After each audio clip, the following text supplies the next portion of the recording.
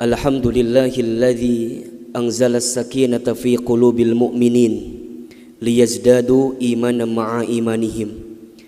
Ashhadu an la ilaha illallah wahdahu la syarikalah wa ashhadu anna Muhammadan abduhu wa rasuluh. Allahumma salli wa sallim ala rasulillahil karim sayyidina wa syafi'ina wa maulana Muhammadin sallallahu alaihi wasallam wa ala alihi wa ashabihi wa man tabi'ahum bi ihsanin ila yaumiddin.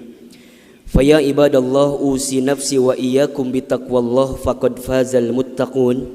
Faqala Allah ta'ala fil Qur'anil Karim, a'udzu billahi minasy syaithanir rajim, bismillahirrahmanirrahim. Ya ayyuhalladzina amanu taqullaha haqqa tuqatih wa la tamutunna illa wa antum muslimun. Shadaqallahul azim. Amma ba'du.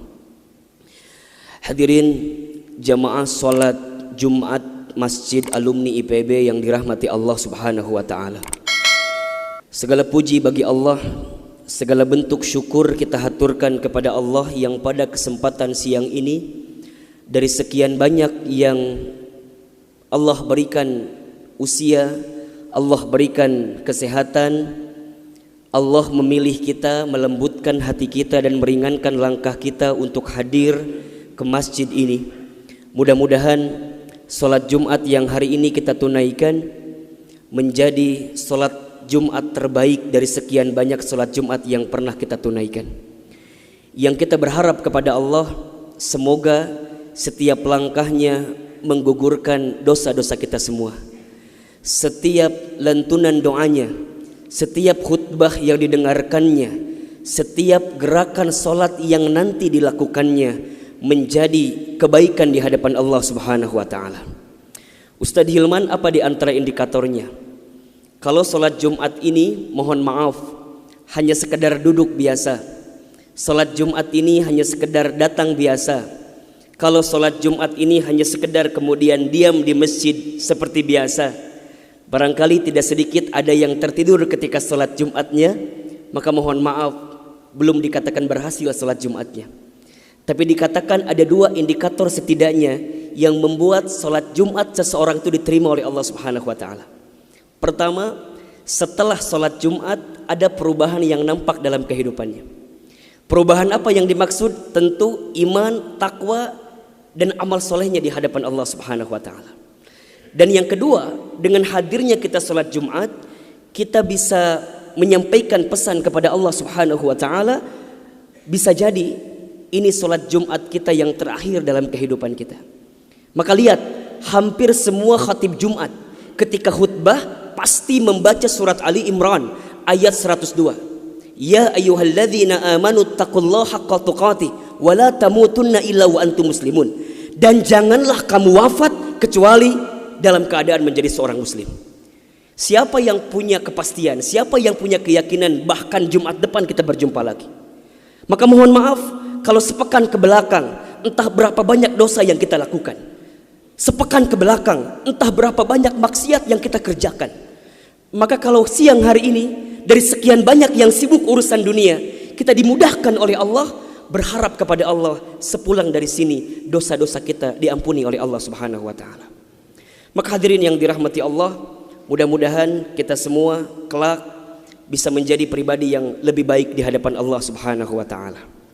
Hadirin yang dirahmati Allah, pada kesempatan Jumat ini kita akan coba membahas tentang bagaimana cara kita memahami tentang karakter atau sifat kehidupan dunia.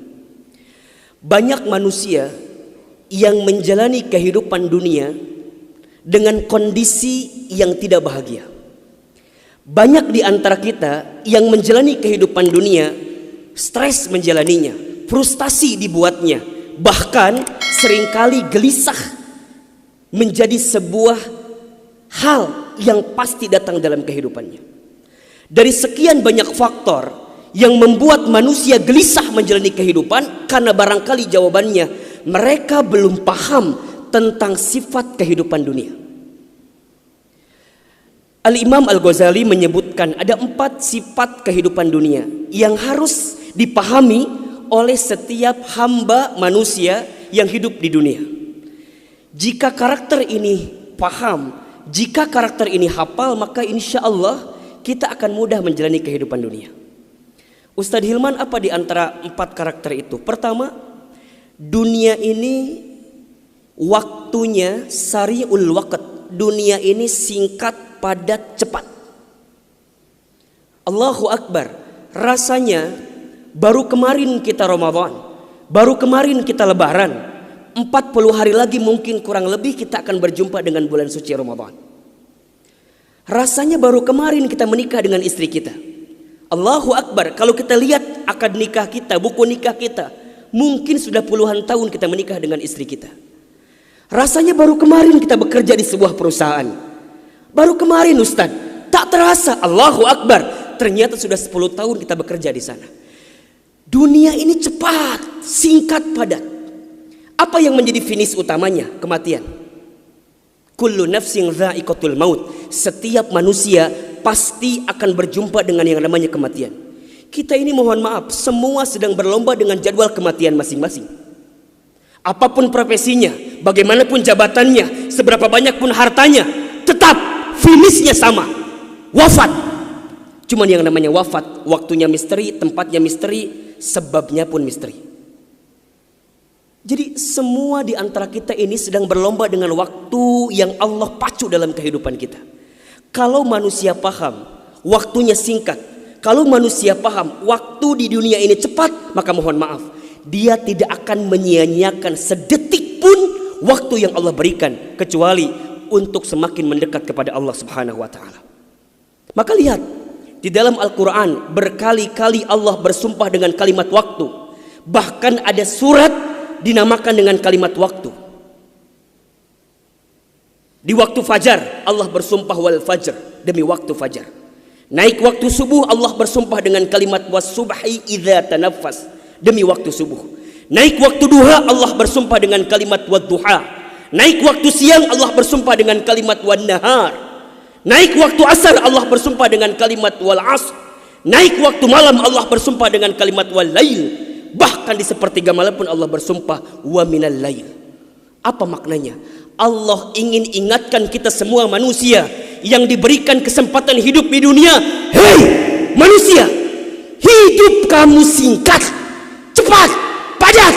Maka jangan pernah sia-siakan, kecuali untuk bisa mendekat kepada Allah Subhanahu wa taala.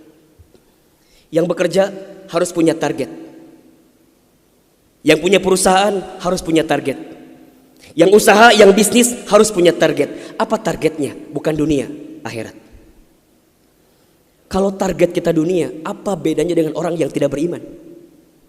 Yang bekerja mohon maaf, kalau yang antum cari gaji setiap tanggal 25, kalau yang antum tunggu-tunggu gaji setiap tanggal 1, apa bedanya dengan orang yang tidak beriman? Mereka juga sama menanti itu. Mereka juga sama merindukan gaji itu. Tapi yang membedakan di antara kita dengan orang yang tidak beriman adalah setiap helaan napasnya, setiap langkahnya kita gunakan untuk bisa semakin mendekat kepada Allah Subhanahu wa taala.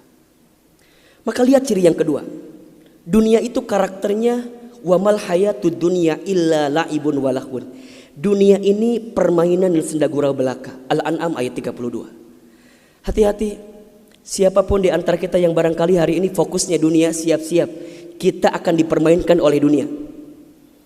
Kalau hari ini di antara kita fokusnya dunia, siap-siap kita akan dibercandakan dengan dunia. Kenapa? Karena sifat dunia memang permainan, sifat dunia memang senda gurau, capek dibuatnya. Bahkan kata Nabi SAW, barang siapa yang ketika bangun tidurnya ketika malam, kemudian dia bangun di pagi hari, yang dia pikirkan adalah dunia, maka dia akan lelah dibuatnya. Ustadz, jadi nggak boleh nyari dunia? Kata siapa? Silahkan cari dunia, tapi orientasinya jangan dunia. Kalau tidak boleh nyari dunia, mohon maaf, banyak para sahabat yang kaya. Abdurrahman bin Auf pengusaha kaya, Utsman bin Affan pengusaha kaya, bahkan sampai sekarang rekening wakafnya masih nyampe rekening atas nama Utsman bin Affan. Tapi hati-hati, bukan orientasi dunianya, bukan, tapi dengan dunia bisa semakin mendekat kepada Allah Subhanahu wa taala. Maka lihat perkataan Ibnu Qayyim al-Jauziyah, bagus sekali kalimatnya. Kata Ibnu Qayyim al-Jauziyah, dunia ini seperti bayangan. Semakin Anda sibuk mengejar bayangan itu, semakin dia lari daripada kejaran kita. Ini kita, bayangan kita di samping, kita pindah, dia pindah. Kita kejar, dia pindah. Lantas bagaimana? Berbaliklah. Maksudnya, jangan jadikan dunia sebagai orientasinya, tapi akhirat sebagai ujungnya. Maka mohon maaf, barangkali sekarang ada yang bekerja, jangan minta sama Allah untuk dinaikkan gajinya, jangan. Tapi minta sama Allah, ya Allah, saya pengen zakat lebih banyak tahun ini. Kalau zakat lebih banyak, otomatis cara rumusnya adalah gajinya pun naik. Jangan minta sama Allah pengen ganti mobil, jangan. Tapi minta sama Allah, ya Allah, saya pengen mobil yang kemudian mobilnya bisa mengantar orang sakit ke rumah sakit. Saya pengen ditambahkan hartanya, ya Allah, biar ada anak yatim yang bisa saya sekolahkan. Biar ada AC masjid yang bisa saya berikan. Biar ada kebutuhan apapun untuk umat yang bisa kita sumbangkan. Itu orientasinya. Maka jangan keliru. Zuhud itu, hati-hati. Zuhud itu bukan berarti benci dengan dunia, bukan.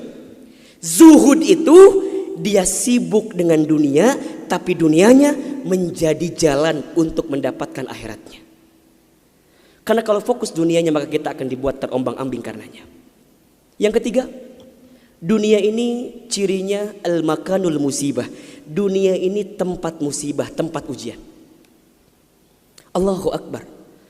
3 bulan kebelakang barangkali kita sedang diuji dengan sebuah wabah penyakit yang bahkan di beberapa negara sudah menjadi musuh yang sangat nyata. Di Indonesia di waktu yang dekat ini sudah menjadi peringatan dari pemerintah terkait dengan penyakit ini. Ini musibah. Dan memang dunia tempatnya. Terus Ustadz, haruskah kita takut? Enggak. Haruskah kita gelisah? Enggak. Haruskah kita panik? Biasa saja. Apa yang kita panikkan? Kematiankah? Bukankah setiap orang pasti akan mati? Bukankah setiap kita pasti akan menjemput yang namanya kematian? Orang beriman itu tidak takut mati.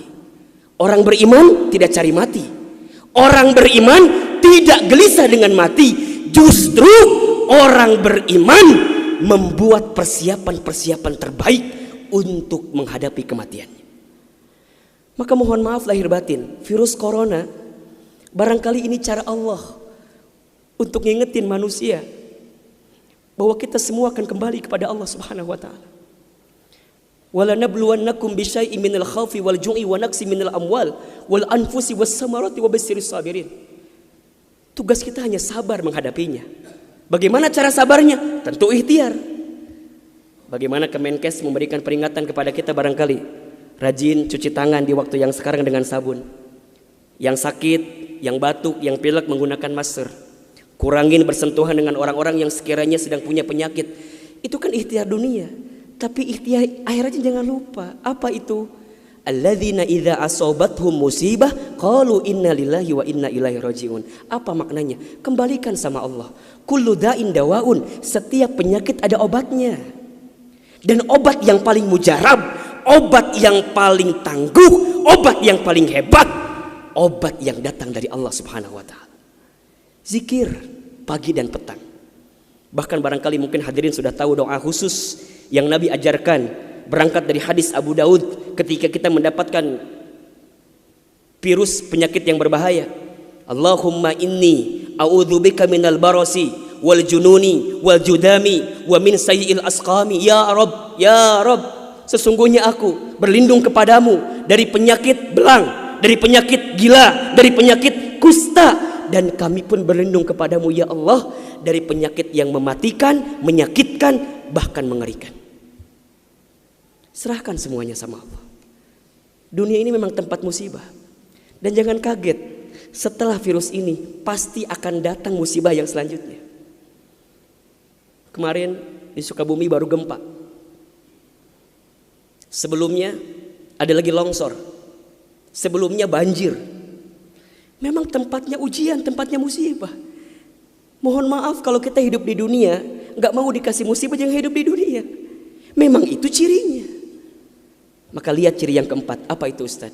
Dunia ini al-makanul ibadah. Dunia tempat ibadah. Orang akan semakin kuat menghadapi setiap musibah jika baik ibadahnya. Semakin hebat ibadahnya, semakin kuat hati untuk menghadapi setiap ujian itu. Semakin baik dia mendekat kepada Allah, maka semakin dekat jawaban jalan keluar dari setiap persoalan yang datang dalam kehidupan. Maka lihat surat Al-Mulk ayat 2. Alladzi khalaqal mauta wal hayata liyabluwakum ayyukum ahsanu amala wa huwal azizul ghafur. Dialah Allah yang menjadikan kematian dan kehidupan. Bahasa lainnya, dialah Allah yang menguji kita dengan sesuatu yang menyedihkan dan yang membahagiakan. Sebagai apa? Liyabluwakum, sebagai ujian untuk kamu sekalian. Apa yang Allah lihat? Mohon maaf, yang Allah lihat bukan ujiannya, tapi yang Allah lihat adalah ayyukum ahsanu amala. Siapa yang paling hebat menyikapi setiap ujian itu. Kalau di antara kita di sini ada yang sedang ikutan tes seleksi kemudian gak lolos, jangan salahkan soalnya, karena yang salah bukan soal, pasti yang salah adalah jawabannya. Kalau sekarang ada di antara kita yang sedang dilanda musibah, ujian, mungkin di rumah tangganya, mungkin di keluarganya, mungkin di usahanya, mungkin di kerjaannya, mungkin di bisnisnya, jangan mengeluh.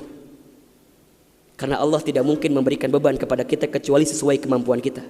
Corona didatangkan ke kita bukan tanpa sebab, karena Allah paham kita bisa mengantisipasinya. Kita paham bisa menghadapinya. Cuman ayyukum ahsanu amala. Siapa yang mampu menjadi pribadi yang lebih baik di hadapan Allah dengan ujian yang datang ini? Mohon maaf, kalau dengan virus corona ini tidak membuat kita semakin dekat dengan Allah, butuh virus macam apa lagi yang akan membuat kita termotivasi untuk semakin mendekat kepada Allah? Kalau dengan banjir, dengan longsor, dengan tsunami tak membuat kita semakin dekat dengan Allah, maka butuh cara apa lagi yang akan Allah berikan kepada kita agar kemudian kita semakin ingat dengan Allah Subhanahu wa taala. Mudah-mudahan ini bisa menjadi pelajaran yang membuat kita semakin tenang, semakin yakin menjalani kehidupan dunia. Dunia ini singkat, dunia ini permainan, dunia ini tempat musibah, dunia ini tempat ibadah. Barakallahu li wa lakum fil Qur'anil Karim wa nafa'ani wa iyyakum bima fihi minal ayati wadh-dhikril hakim. Innahu huwas samiul alim. Alhamdulillahi rabbil alamin. Alhamdulillahilladzi an'amana bi ni'matil imani wal islam. Asyhadu an la ilaha illallah wahdahu la syarikalah wa asyhadu anna Muhammadan abduhu wa rasuluh. Allahumma salli ala sayyidina Muhammadin wa ala alihi wa ashabihi ajmain. Faya ibadallah usi nafsi wa iyyakum bitaqwallah faqad fazal muttaqun. Ya ayyuhalladzina amanu taqullaha haqqa tuqatih wa la tamutunna illa wa antum muslimun. Hadirin yang dirahmati Allah, Al-Imam Asy-Syafi'i itu pernah menyampaikan, hidup kita ini di dunia hakikatnya hanya menunggu waktu sholat dan disolatkan. Hidup kita di dunia hanya menunggu waktu sholat dan disolatkan. Tadi pagi kita beraktivitas. Hakikatnya apa Ustaz? Hakikatnya menanti datangnya sholat zuhur. Sholat zuhur, sholat. Setelah ini kita aktivitas lagi. Apa hakikatnya? Menanti datangnya sholat asar. Asar, sore, beraktivitas, sibuk dengan dunia. Apa hakikatnya? Menanti datangnya waktu maghrib. Kalau waktu sholat tidak bertemu dengan kita, maka sudah saatnya waktu kita untuk disolatkan. Kullu ummatin, kata Nabi, setiap umatku itu umurnya 60 tahun. Situna wasab'una, antara 60 sampai 70 tahun. Jadi artinya dunia ini singkat sekali, bukan tujuan kita. Setelah ini masih ada kehidupan alam kubur kita. Setelah ini masih ada kehidupan alam akhirat kita. Maka manfaatkan selama kita masih hidup. Mohon maaf, kalau masih bisa sholat di belakang imam hari ini, sholatlah. Sebelum besok disolatkan di depan imam. Kalau masih bisa baca Quran, bacalah. Belajar Quran. Sebelum besok Quran dibacakan di depan tubuh kita. yang sudah terbujur kaku tidak bisa bergerak.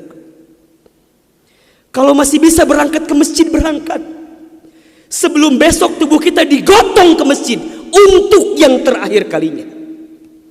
Kalau masih bisa sedekah, sedekah.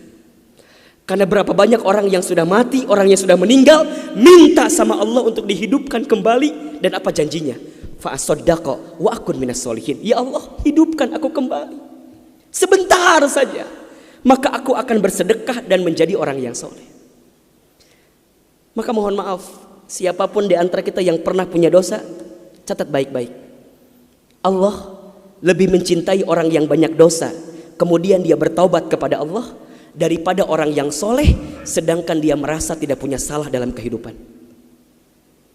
Kalau kita belum bisa berlomba dengan orang soleh dalam berbuat baik, maka berlombalah dengan para pendosa untuk segera bertaubat di hadapan Allah Subhanahu wa Ta'ala.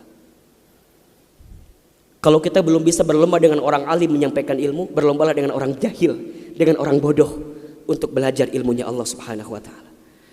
Mudah-mudahan kita semua kelak saat kembali kepada Allah dipanggil dengan panggilan yang kita rindukan semua. Ya ayyatuhan nafsul mutmainnah, irji'i ila rabbiki radiyatan mardiyah, fadkhuli fi ibadi wadkhuli jannati. Kata Allah, wahai hambaku yang tenang. Ustaz, kenapa disebut tenang? Karena selama hidupnya dia sudah mempersembahkan amalan terbaik di hadapan Allah Subhanahu wa Ta'ala. Sampai kata Allah, kembali, masuk ke dalam surga, masuk ke dalam rumahku. Hidup ini selesai. Maka jangan pernah khawatir dengan hidup ini selama kita menjalaninya di jalan Allah Subhanahu wa Ta'ala. Angkat kedua telapak tangan kita berdoa kepada Allah Subhanahu wa Ta'ala. Doa di antara khutbah dan salat adalah doa yang sangat mustajab. Mudah-mudahan ini menjadi doa terbaik kita di hadapan Allah Subhanahu wa Ta'ala. Auzubillahi minasyaitonirrajim. Bismillahirrahmanirrahim. Alhamdulillahirabbil alamin. Allahumma shalli ala sayyidina Muhammadin wa ala alihi wa ashabihi ajma'in. Allahumma ighfir lil muslimina wal muslimat wal mu'minina wal mu'minat al ahya'i minhum wal amwat innaka sami'un qaribun mujibud da'wat ya qadiyal hajat. Allahumma inna nas'aluka salamatan fid din wa afiyatan fil jasad wa ziyadatan fil ilmi wa barakatan fil rizqi wa taubatan qabla al maut wa rahmatan 'indal maut wa maghfiratan ba'dal maut. Allahumma hawwin 'alaina fi sakaratil maut wan najata minan nari wal afwa indal hisab. Ya Allah, ya Ghaffar, ya Ghafur, Engkau yang Maha Pengampun, ya Allah. Seburuk apapun masa lalu kami, sebesar apapun dosa kami, sebanyak apapun maksiat kami, ya Allah, ya Rabb, kami mohon, jangan keluarkan kami dari masjid ini kecuali Engkau ampuni dosa-dosa kami. Jangan Kau pisahkan pertemuan kami pagi hari ini, siang hari ini, ya Allah, kecuali Engkau maafkan semua kesalahan kami.